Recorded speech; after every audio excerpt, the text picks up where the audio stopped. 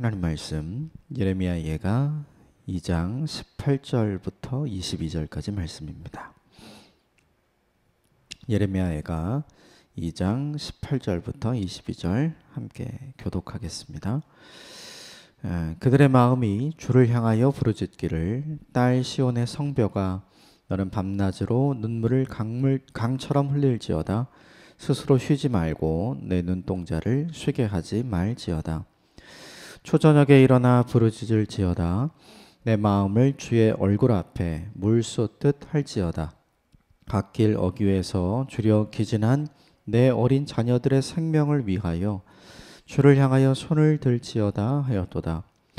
여호와여 보시옵소서. 주께서 누구에게 이같이 행하셨는지요. 여인들이 어찌 자기 열매 곧 그들이 낳은 아이들을 먹으오며 제사장들과 선지자들이 어찌 주의 성소에서 죽임을 당하오리이까.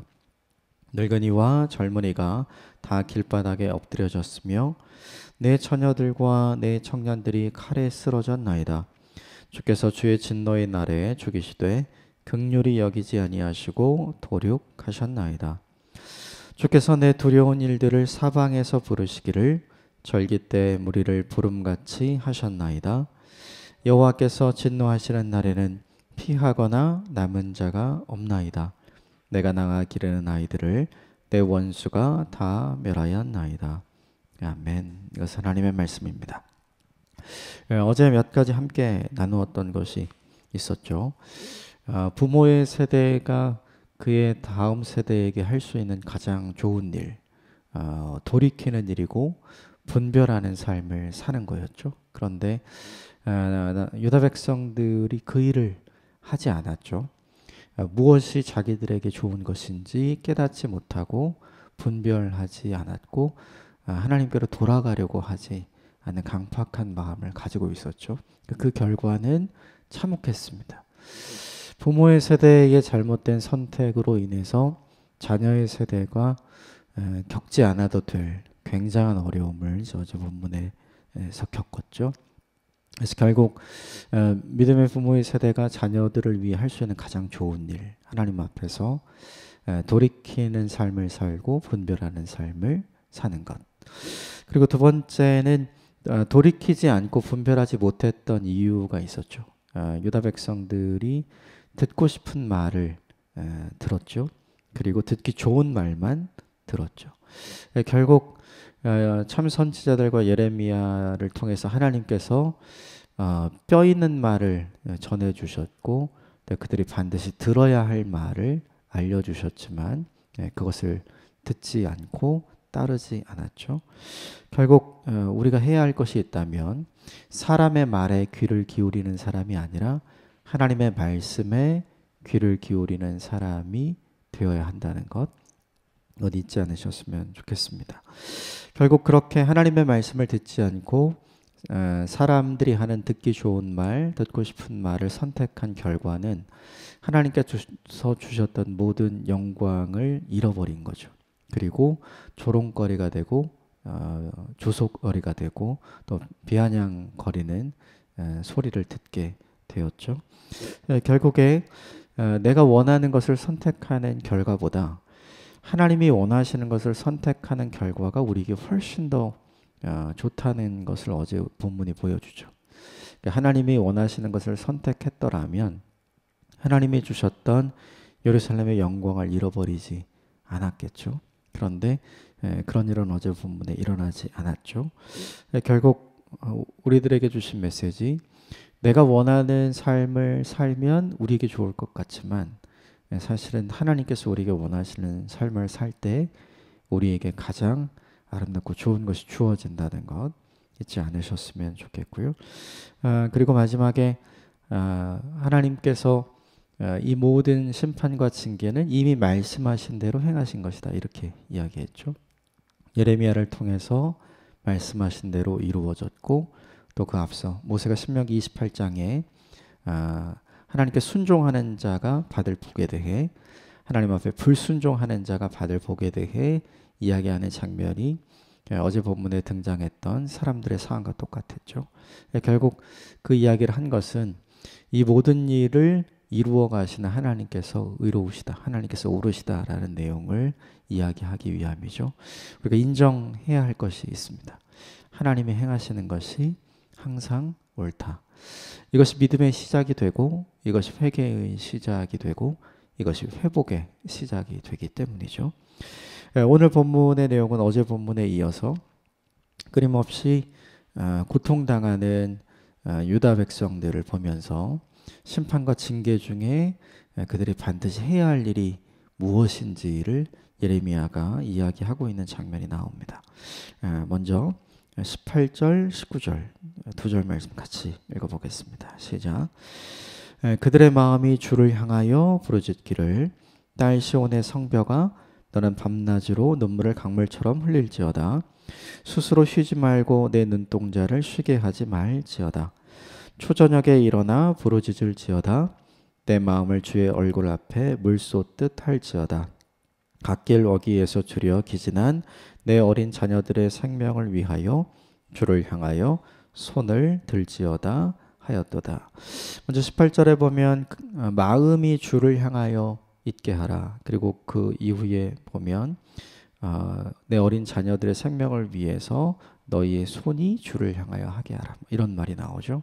우리에게 중요한 말이 주를 향하여라는 말. 마음과 손이 주를 향하여라는 말이죠.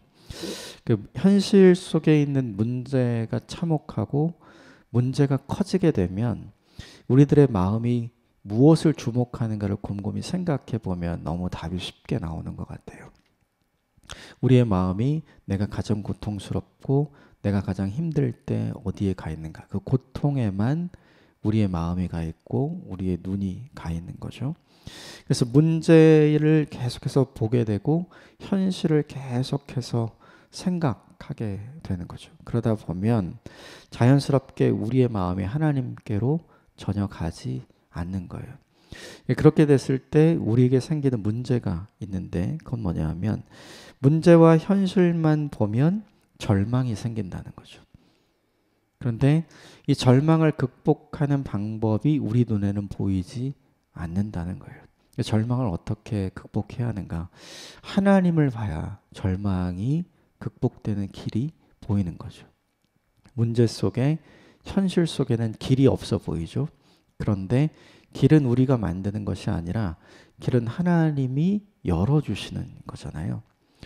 출애굽할 때 이스라엘 백성이 모세와 함께 홍해 앞에 섰고 뒤에서는 추격해오는 애굽의 군대들이 있었죠. 그들의 현실 문제는 앞으로도 못 가고 뒤로도 못 가고 그래서 그들 스스로는 우리가 여기서 죽는구나, 이제 다 끝났구나 이렇게 생각을 했죠. 현실만 보면 답이 없어요. 그런데 그때 하나님께서 모세에게 이야기를 하죠. 바다를 향해서 내 손을 들어라. 손을 들자 하나님께서 동풍으로 바다를 가르기 시작을 하셨고 완벽하게 마른 땅으로 갈라질 때까지 하나님께서 이스라엘 백성들을 보호해 주시고 결국에 하나님의 갈라놓으신 그 길을 통해서 홍해를 건너게 하셨죠. 사실은 길이 없어 보였어요. 근데 길이 없지 않았죠. 사람들 눈에만 보이지 않았던 거예요.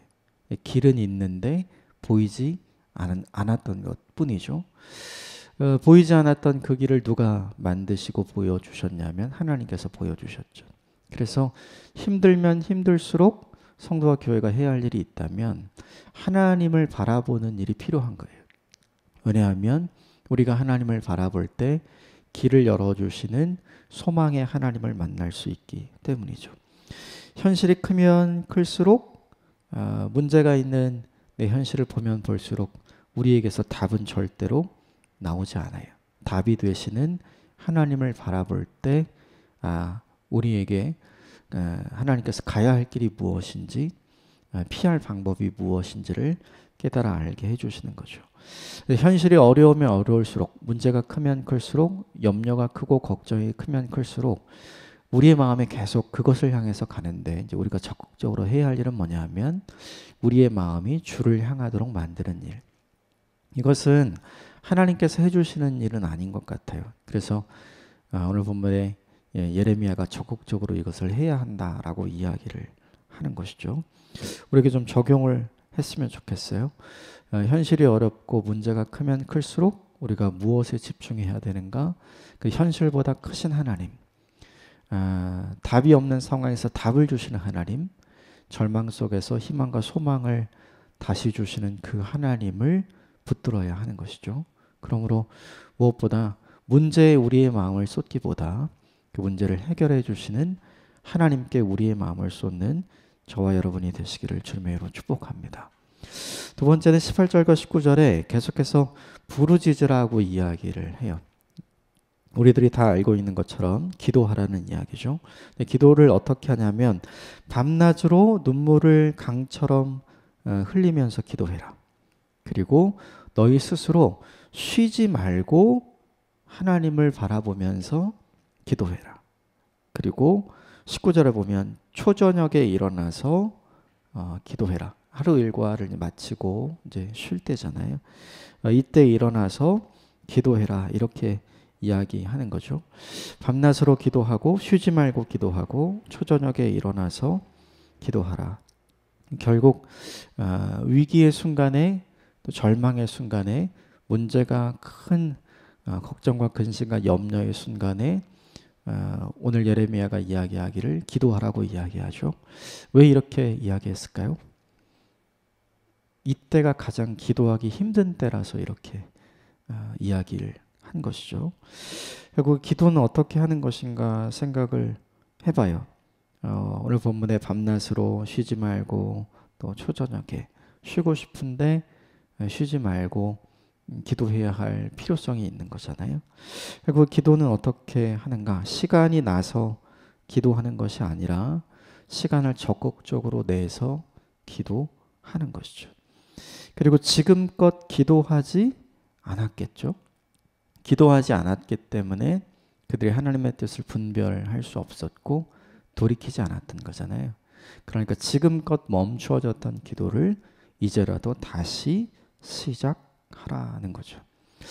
현실이 크고 문제가 어려워지고 걱정과 염려가 크면 클수록 기도하기가 어려워지는 것 같아요.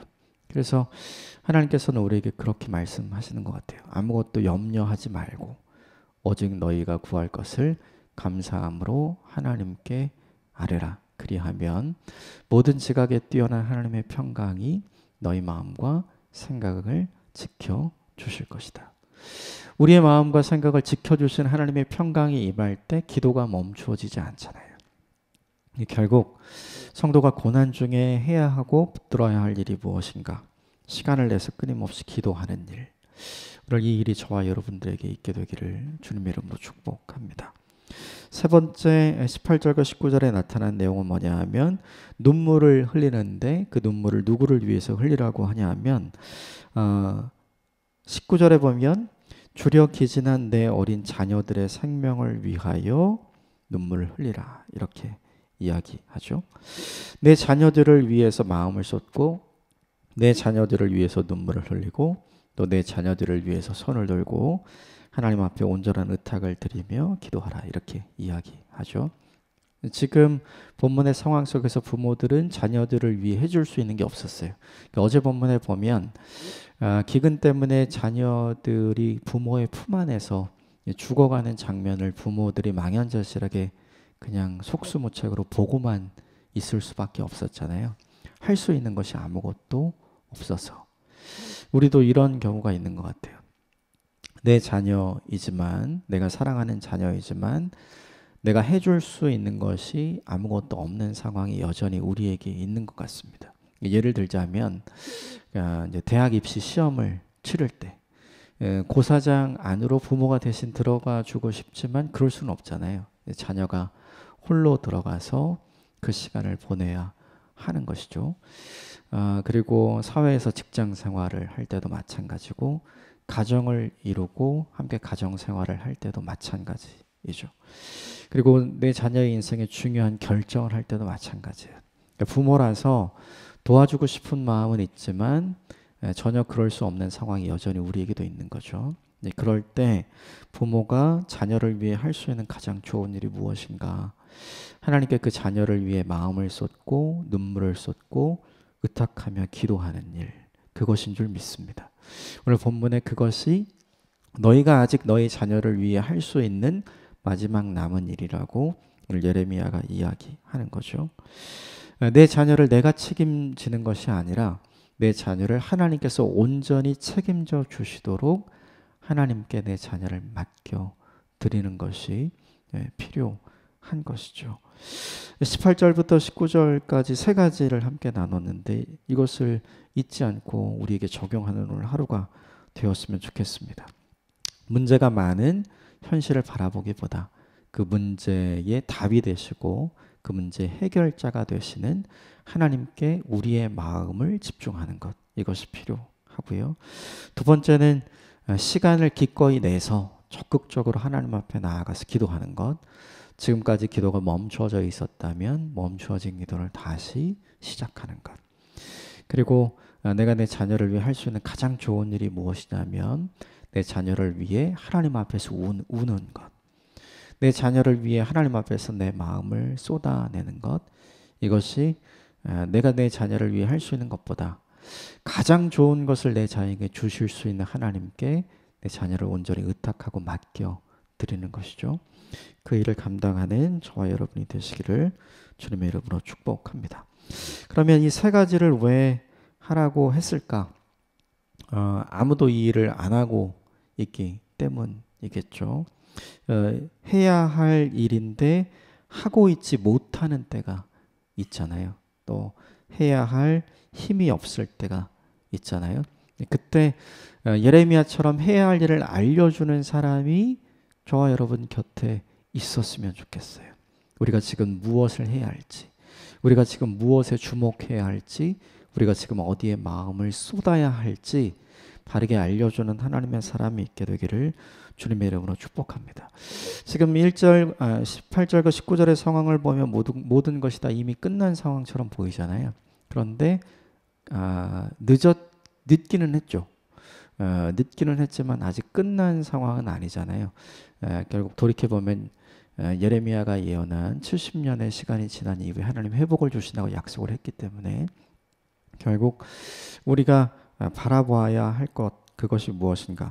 늦었지만 마음을 하나님 앞에 드리고, 늦었지만 기도를 하나님 앞에 드리고, 또 늦었지만 내게 가장 소중한 것을 하나님 앞에 맡겨 드릴 때 하나님께서 우리에게 주시는 온전한 회복이 있게 될 줄 믿습니다.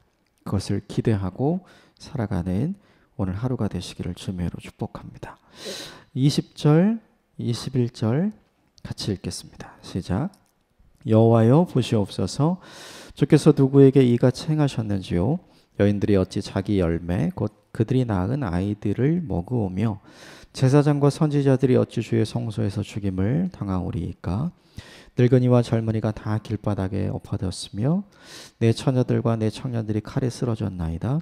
주께서 주의 진노의 날에 죽이시되 긍휼히 여기지 아니하시고 도륙하셨나이다. 어제 본문에 함께 나누었던 것처럼 바벨론의 3차 침공은 침공하자마자 뭔가 결과를 본 게 아니었죠. 18개월 동안 기다립니다. 그래서 예루살렘 밖으로 아무도 나오지 못하고 예루살렘 안으로 그 어떤 것도 들어가지 못하도록 만들었어요. 그래서 칼에 죽은 사람보다 기근에 죽은 사람이 훨씬 더 많았고 살아남은 사람은 거의 대부분 다 바벨론으로 포로로 끌려가게 되었죠. 오늘 본문이 그 상황을 알려주는데 아무것도 나오고 들어가지 못했기 때문에 가장 큰 문제는 식량이 문제였죠.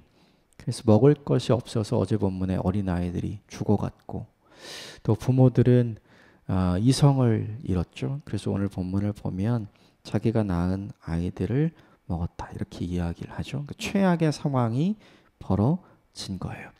그리고 예루살렘에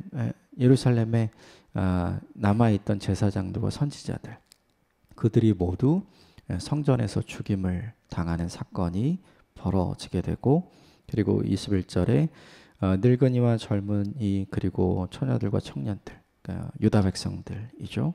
이들이 몰락하게 되는 상황이 펼쳐지는 거예요. 그런데 어제랑 연결해서 살펴보면 이들에겐 시간이 있었죠. 18개월이라는 시간이 있었어요. 18개월이라는 시간이 있었음에도 불구하고 결국 이 일은 그들이 돌이키지 않아서 생겨난 일이죠.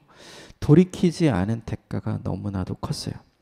그래서 이 돌이키지 않은 대가를 예레미야는 2장에서 이렇게 정리를 합니다. 22절 같이 읽겠습니다. 시작. 주께서 내 두려운 일을 사방에서 부르시기를 절기 때 무리를 부름같이 하셨도다. 여호와께서 진노하시는 날에는 피하거나 남은 자가 없나이다. 내가 낳아 기른 아이들은 내 원수가 다 멸하였나이다.